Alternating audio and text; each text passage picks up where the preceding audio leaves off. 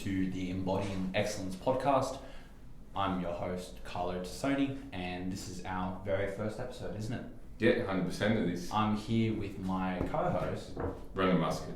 And we're here to talk about Brenden's training journey and how he's evolved from not being so consistent as he would have liked to have been, like he was already training, but there was just that element of ambivalence and just a little bit stuck. And so, but now we can proudly say that he's been consistent and his life has changed for the better and it continues to evolve. So to start this off, Brenden, how did it all start?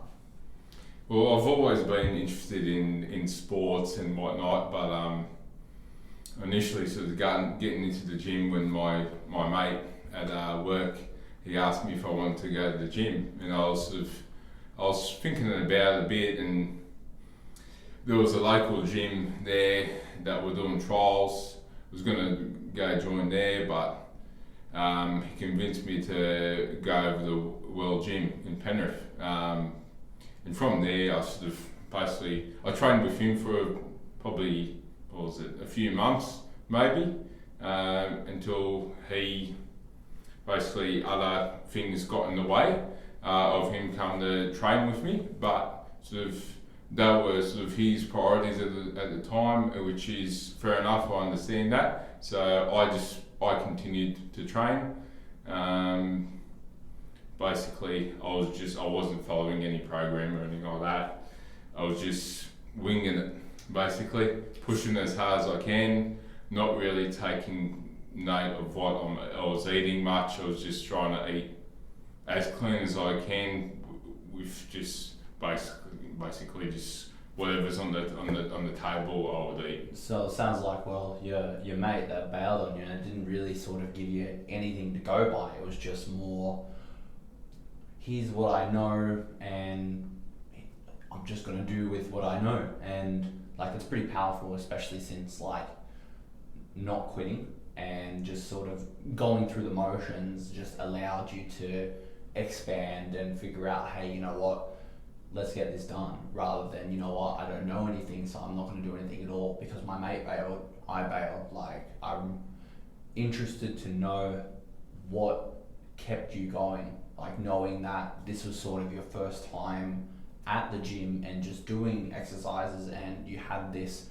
premonition of training with your mate, and then because your mate bailed, I mean, you could have just bailed too. Why didn't you? Yeah, I just liked it. I liked the atmosphere of the place, and the fact that it was something that I could become better from. So I just liked that, and I've seen people getting results around me as well, which helped a lot. But yeah, I just liked the fact that there was a little bit of competition there as well. I'm pretty competitive, so I liked the fact that there was something on there that I was competing about myself, bettering myself every day, and just trying to push to get myself a bit of results. I wanted to lose a bit of weight as well, which was obviously that helped me want to go more there. Yeah, that's about it. That was enough of a push for me to be going there, and I enjoyed my time there with him as well. So it was good. It was enough. I enjoyed it enough for me to want to go back again, if that made sense. Totally. It wasn't just going through the motions. I did try going to another really small gym before that, like probably a year or two before that, for a week. There wasn't much weights and anything like that around. I only really did cardio and stuff like that, which I thought it was a bit of a waste of time, to be honest, because I was just on the treadmill the whole time, and to me it was a waste of time. I could just walk outside, so that didn't really tickle my fancy to go back again. So the trial, it was there, but it was something on the back burner. I ended up in that time though, I got into OzTag and stuff like that, which kept my fitness levels or got them up a bit, which was good. That benefited me in the gym a bit as well, and sort of training, I guess, helped with that as well. So it all correlated with each other. Excellent. And you mentioned that like there was this element of competition, and what I wanted to ask was, who was a influence on you when you were starting out at that gym? Because when you're seeing the results around you, like it drives you to push you better. So I was curious to know like which results and which people built that influence for you to drive yourself to compete with them. Yeah, it wasn't really anyone in particular. It was just a group of people who seen slowly get results for themselves. But yeah, it's the community and that behind it helped as well. It's very encouraging of the people as part of the community there at World. So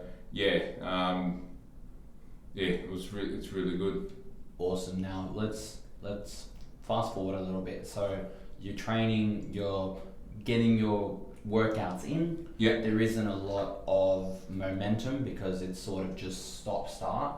And when you started with me, then that was the transition into the consistency. And so I want to know what influenced you to decide to get started with me and then progress to where we are now. Yeah.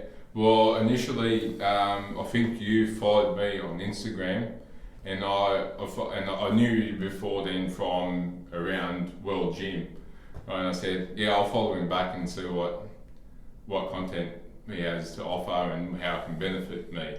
And then a few months passed, and you put up that you're having a challenge, and I was thinking to myself, you know what, I'm going to give this challenge a go because I want to improve, and I can see he's given results to the clients he had. So I said, look, I'll give him a go, and I decided at the time, from memory, I was on the treadmill when I initially decided, and then when I went back downstairs it was a Sunday from memory.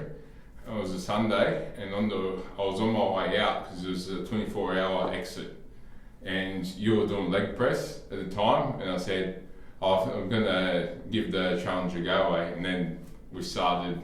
It was a week later or something like that, and then done the 8-week challenge. I think it was 6 or 8 week challenge, and then went from there.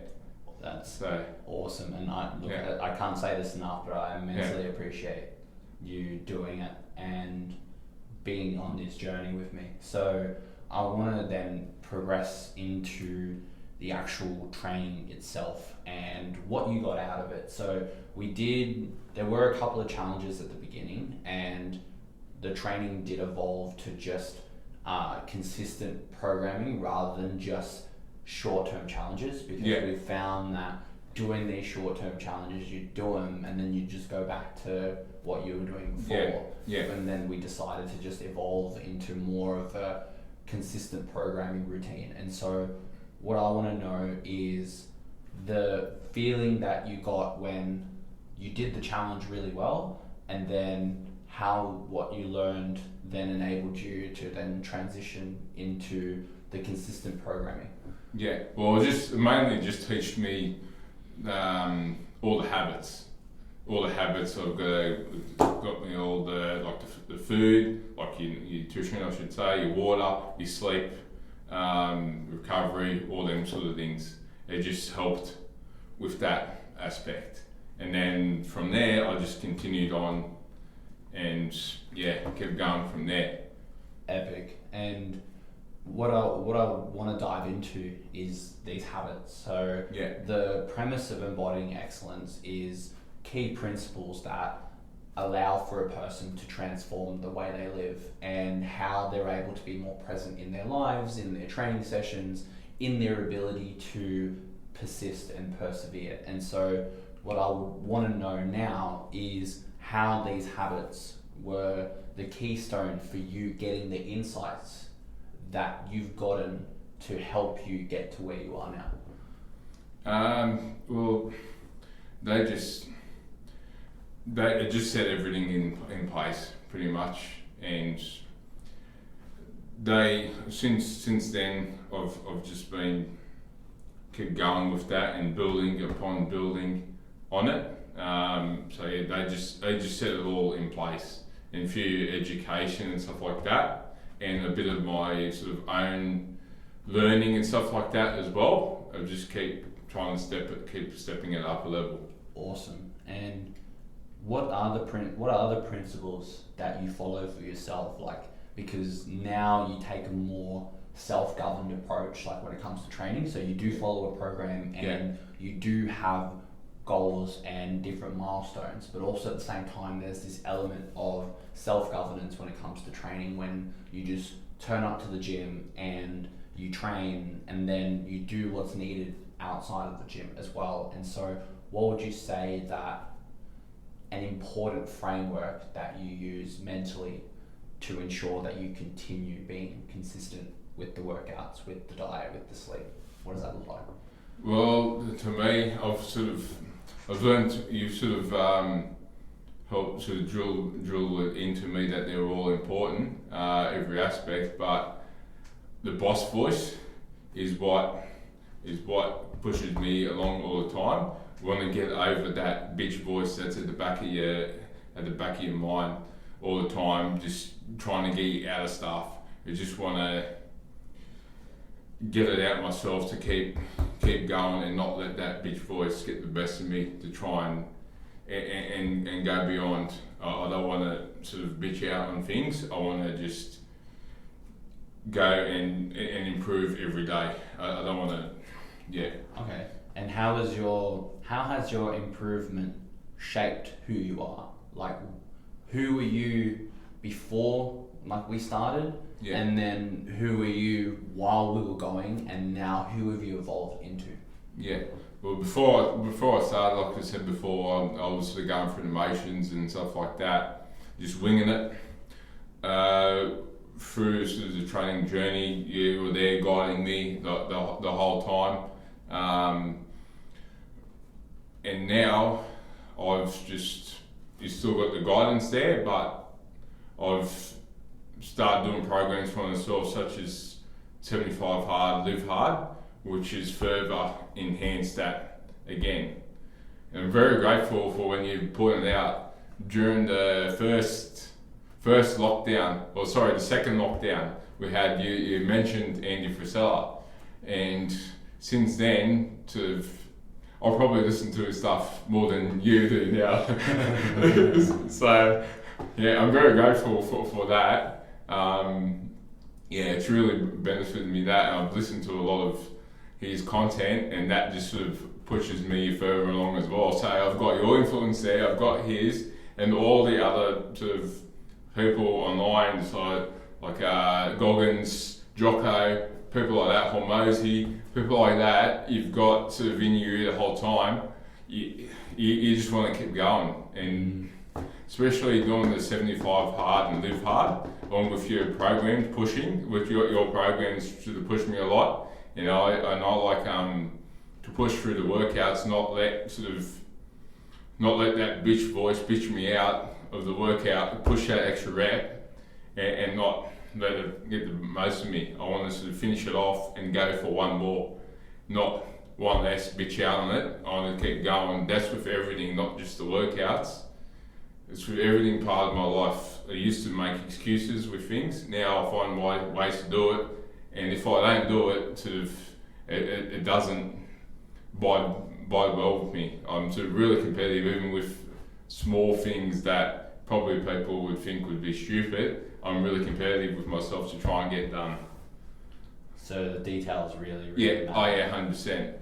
No, that's incredible, because what that allows for you, it opens a window of opportunity, because then when you take care of those details, once you take care of the little things, you can take care of the big things. Yeah. And the thing is, oftentimes we ourselves as well, like sometimes we find ourselves, hey, we have this grand ambition, but then at the same time, we're not taking care of those little things that allow for that grand ambition to be followed through. And if we don't look after those little things, then that grand ambition may seem further and further away. And the importance of your consistency will then allow for that grand ambition, whatever it may be, to then be seen through to the end. And what I do want to know further is, for you, what is that great ambition now? Like, that's changed from wanting to lose a little weight.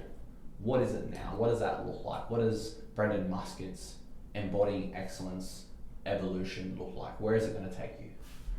Well, personally, I'm delving into a bit of powerlifting now. I want to sort of hit my goals in powerlifting, just continue to up the weight. I'll get up to 160 deadlift at the moment, which I know I can do a lot better at. I want to sort of get to at least 200, and then improve all my other lifts as well at the same time, as well as being in as physically the best shape I can, mentally, physically, and then helping all the people, like setting an example for the people around me to know they can do it. Because I live a pretty busy lifestyle as well, but I find a way to get it all done. 75 Hard has taught me as well that you waste a lot of time, and by doing more things you actually create more time for yourself. And I want to be able to tell people or show people that you can get things done that are for you, because sometimes you've got to be selfish to be selfless. You've got to be able to lead by example there, and then other people, by seeing that, they'll be able to take that path as well. It's something that I think society needs to go down that route, because I see a lot of excuses around. I don't like that. It doesn't go well for me, to be honest. But I used to be like that myself, so I understand that. That's where I think I can lead a good example, because I've been down that path myself. And Vince Lombardi has said before, the only way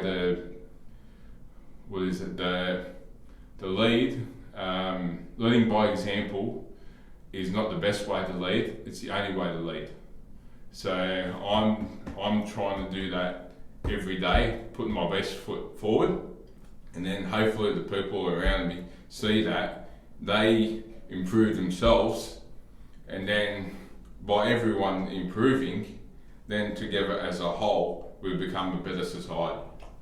And so you mentioned, this is a two-part question.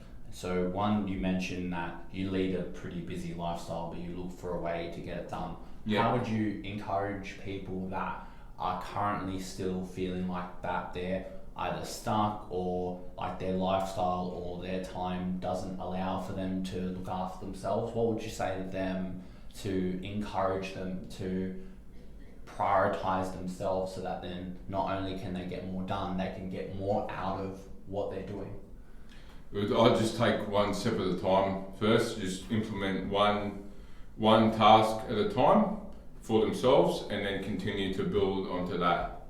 That would probably be my best advice to that, because doing it all at once can be a bit much for someone, but taking the first initial step is the most important thing. You can always, and sometimes sometimes you wait for the least busy time to start something. Sometimes you've got to start when it's the busiest time, because when you're not busy, when you become busy, then that's the first thing that goes out the window. Whereas if you start it when you're busy, then you can do it when you can do it when you're busy, you can do it when you're not busy. So it's one of them things, you just got to try and make time. It's all about priorities. You can prioritise something, for example, like you might say, oh, I don't have time to go to the gym, but you got half an hour or an hour to watch Netflix. So I understand you've got to have some downtime, but I mean, it's what you're prioritising. You can't just say, oh, you want to get better, but you want to watch Netflix instead of go to the gym to improve yourself. Like, it's your priority. Your priority at that time is to relax, not to better yourself at the gym. So you don't really have no time. It's just your priority is to relax, not to better yourself at the gym. It's really rooted in choices, eh? Yeah. And now to the second part of the question, where you mentioned that you've seen that society as a whole has been, they've sort of delegated themselves to their excuses, where their excuses take precedence while they decide to take a back seat, like their responsibility takes a back seat.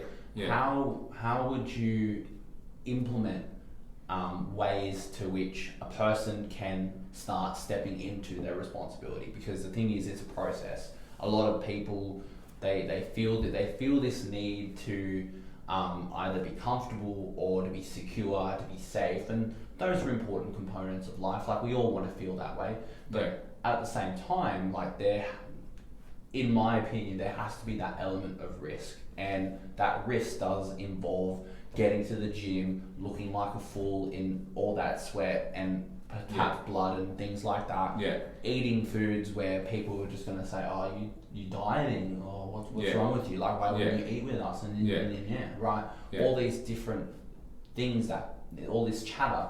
So how would you approach somebody that is struggling with all these different things and give them the space and the capacity to be able to feel secure in knowing that they're going to start making better decisions for themselves? What does that look like? Like you said, it's one step at a time. So you might want to start with your nutrition first. Just take a few steps to have a healthy lifestyle. Healthy food choices, rather than purchasing packaged food, for example. You can go and purchase whole foods and prioritise that first, and then from there you can go to your workouts. Start by a walk outside for a bit, or if you don't want to, if you've got the weather to deal with, you can go on the treadmill or something like that. If you've got a gym membership, or just walk around the block, just work with what you've got. Basically, you start with that first. Through working out and nutrition, them two things, by doing them over and over again, you start to develop discipline.